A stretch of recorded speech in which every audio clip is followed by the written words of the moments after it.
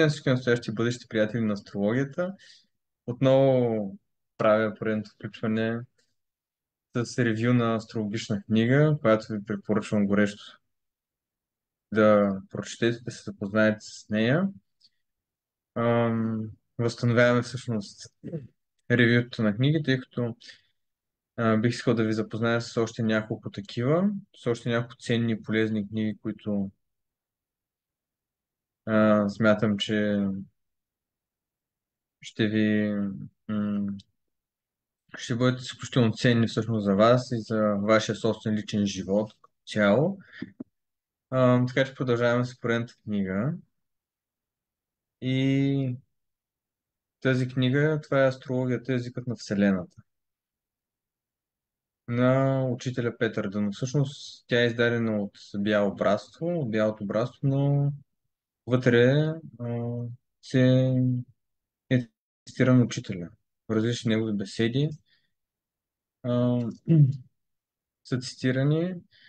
А, Така, поместени са много наброй всъщност цитати от негови лекции, беседи, които е изнасял за различните планети, за астрологията като цяло, като те, някои от тях нямат връзка между си.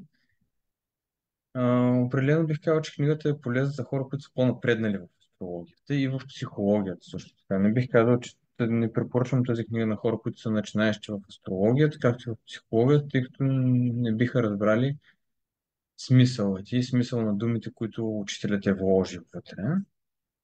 Бих казал, че той дава изключително ценни, полезни съвети по отношение на това как да тълкуваме натална карта, как тълкуваме различните планети, различните аспекти. Ето това е книгата. Това представлява тя. А, Всъщност може да се закупите от всяка една книжарница. Препоръчвам като цяло тя да се имате в хартиен вариант, да не си я закупувате в електронен вид, тъй като обикновено един човек има нужда повече да я прелиства, да я преразглежда, да се връща на нея и така нататък, въобще да се бъде част от вашата библиотека. Това, което, нали, това също е един от недостатъците, може би, на книгата, че тя не е подходяща за хора, които са начинаещи. Друг недостатък е, че статите, които са поместени вътре в нея, са по-философски като цяло и от голяма част от хората могат да не бъдат разбрани, да не бъде разбрано това, което е искал да каже автора, това, което е имал предвид учителя. Но въпреки това смятам, че е изключително ценно и важно дори сами да я четем, сами да осмисляме нещата, които той е написал, това, което е искал да каже. Смея да твърдя, че той е изключително конкретно. Независимо, че то може да ви звучи твърде философски, твърде порибешки, а, така, твърде от високо да е погледнато на нещата, твърде абстрактно. Бих казал, че нещата, които той има предвид, са изключително конкретни и ясни. А, и са обвързани изключително много с психологията също така. Независимо, че може да не намираме точно пряка връзка, независимо, че може да не знаем точно как се случват нещата в психологически аспект.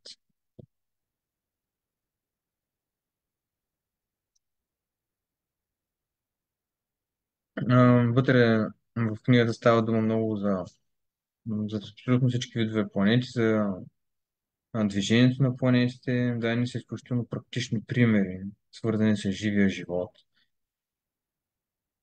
Има много, някои между другото от тези сентенции, които е формулирал учителят, аз съм ги вместо и тук на страницата на астрологична съкровищница. Имаше миналата година един период, когато поместях негови цитати и някои от тях са взети именно от тази книга. А, Определено, нали, книгата е малко като Библията, т.е. тя и въобще нещата, които е говорил учителят, са като нещата, които са написани в Библията, т.е. важно е те да не се тълкуват дословно, буквално, или важно е да се замислим отвъд това, което виждаме пред себе си. Нали. използвани са понякога метафори, а, и да четем повече, да се научим да четем повече в дълбочина и да вникваме по-дълбоко в смисъла на думите, за всяка една дума какъв смисъл стои, а не просто така да прелистваме да четем. Има някакви изводи, до които самият аз съм достигнал като астролог и след това съм видял потвърдение в тази книга на изводите, до които съм достигнал, което м, тя ми беше показало, че съм на прав път за някои неща. Определено е издържала теста на времето. И